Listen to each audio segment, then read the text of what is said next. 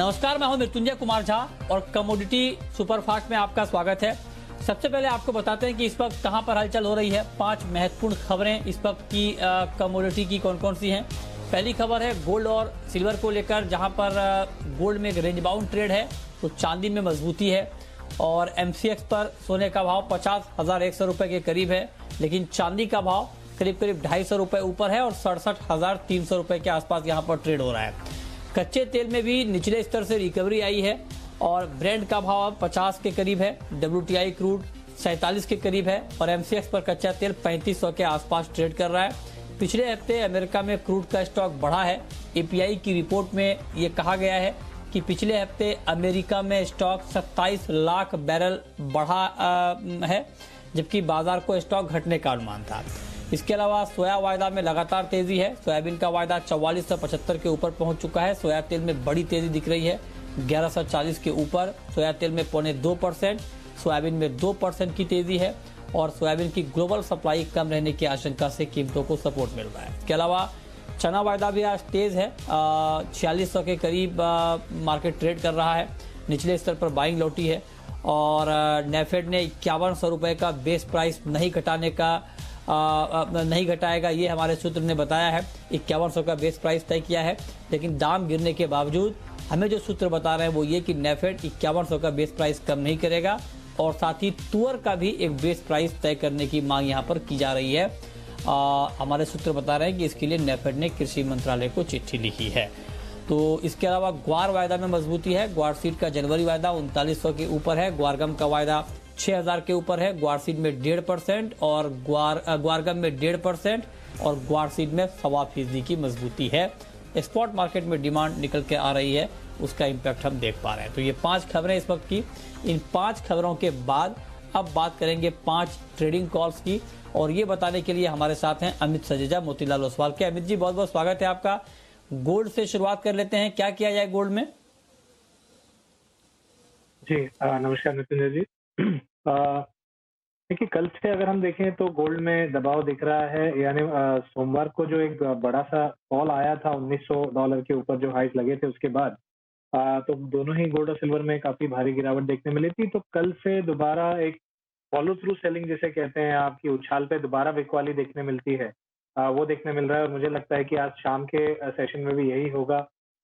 50,200 का एक रेजिस्टेंस है इमीडिएटली, उसके करीब अगर मिले तो बिकवाली की जा सकती है। मेरे हिसाब से 49,800 850 यानी एक नया इंट्राडे लो गोल्ड में बन सकता है। अच्छा, ठीक है, तो ये रहा आपकी गोल्ड पर है। सिल्वर पर क्या व्यू है आपका? चांदी में क्या करना चाहिए? क्या चांदी में भी आपको लगता है कि अभी बेचकर चलना ही ठीक रहेगा?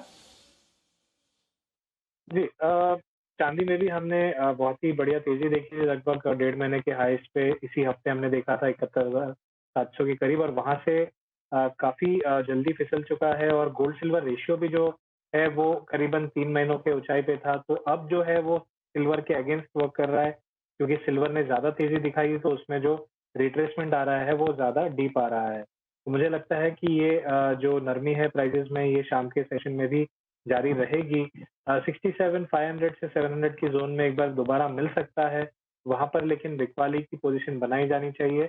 और मुझे लगता है कि सिल्वर में भी नया इंट्राडे लो 66,200 66,200 के करीब एक बार देखने मिल जाएगा।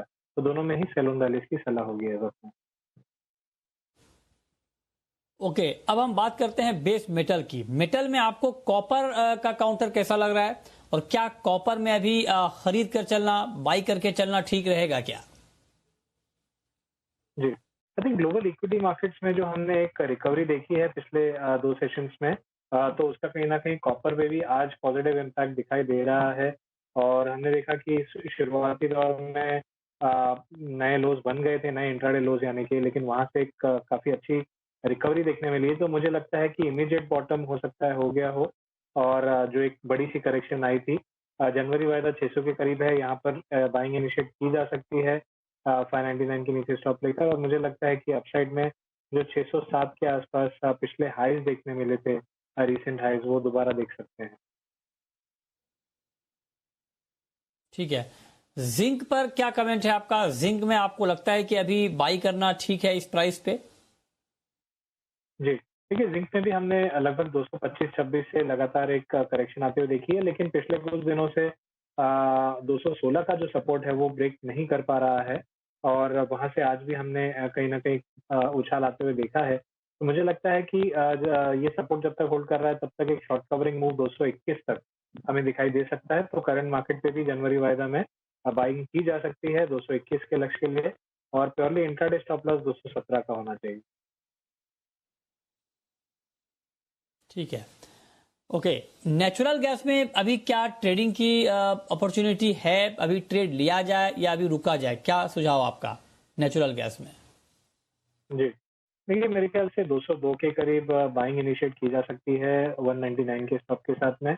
पिछले दिनों में हमने देखा है कि यूएस में जो वेदर है वो थोड़ी-सी सीवियर होने की आशंका है, यानी जो विंटर है टेम्परेचर्स ड्रॉप होने की आशंका है। उस वजह से नेचुरल गैस का डिमांड एटलीस्ट नेक्स्ट 2 हफ्तों के लिए ऊपर जा सकता है, जिससे प्राइसेज़ को सपोर्ट मिल रहा है।